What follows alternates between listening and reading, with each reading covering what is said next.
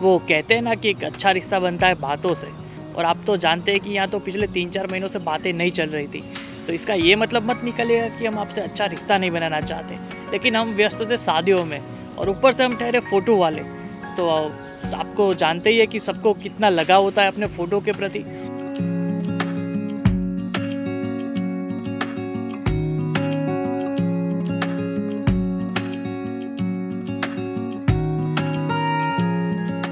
और हमारा असली कामकाज तो शुरू होता है घर जाने के बाद, यानी कि एडिटिंग, और हम व्यस्त थे एडिटिंग में। तो बहुत दिनों बाद आपसे रूबरू हुए। आपने मेरे भाई की शादी का व्लॉग तो देखा ही होगा, जिसमें हमने काफ़ी प्रिपरेशन की थी भाई की शादी के लिए, लेकिन कोरोना के रिस्ट्रिक्शंस की वजह से उसमें कुछ कमियां आई थी, लेकिन हमारी खुशियां में कोई कमियां नहीं आई थी।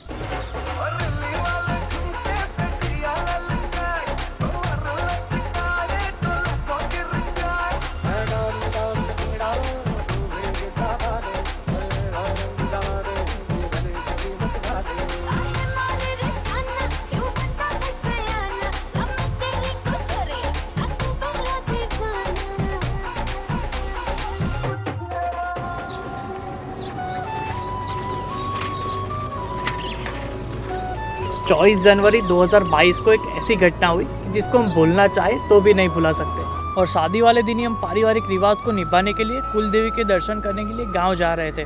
सब लोगों में इतना खुशी था कि कोरोना के इतने रिस्ट्रिक्शंस के बावजूद भी हमने अच्छा खासा फंक्शन ख़त्म किया था।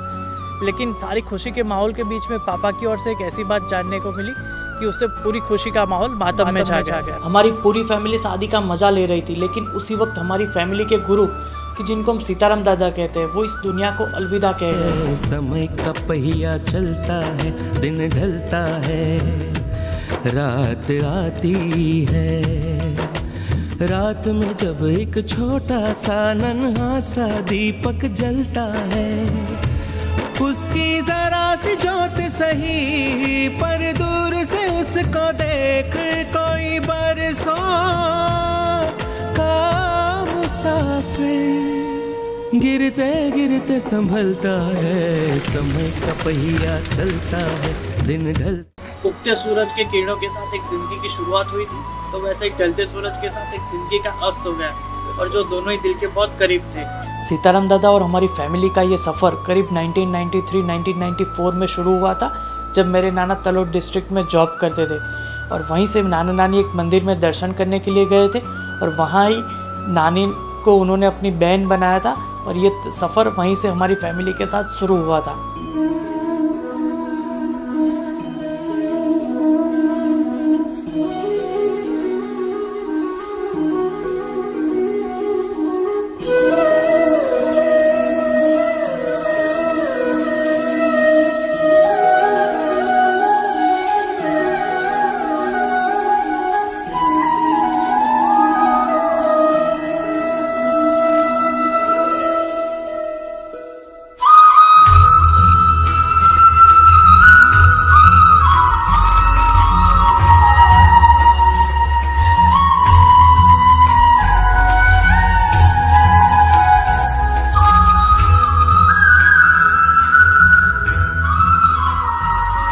और सीताराम दादा के कामों की तो क्या बात ही बताए, चाहे वो किसी के ज़रूरतमंद बच्ची की शादी करवाना हो या अपने यहाँ आने वाले किसी भी दर्शनार्थी को खाना खिलाना हो। और मैं जब पैदा भी नहीं हुआ था तब उन्होंने मेरी मम्मी को बताया था कि इसको कुछ निशानी आएगी।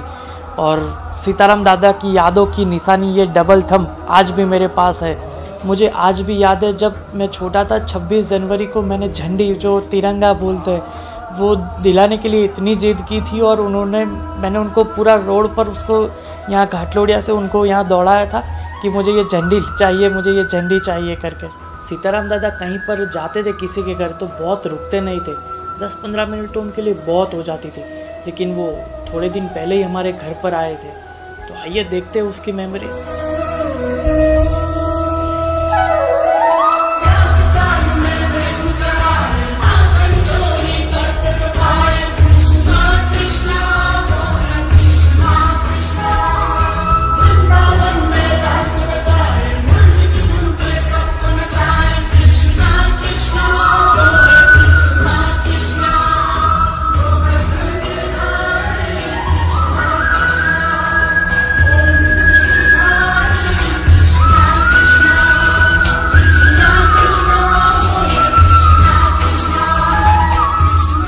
वो जब हमारे घर पर आए तब तो मैं वीलॉग बना रहा था, यानी कि व्लॉग। तो ये मेमोरीज़ तो मेरे लिए शूट हो गई थी उनके साथ, लेकिन तब क्या पता था कि यही मेमोरी हमारी आखिरी मेमोरी हो जाएगी और यही मुलाकात हमारी आखिरी मुलाकात हो जाएगी।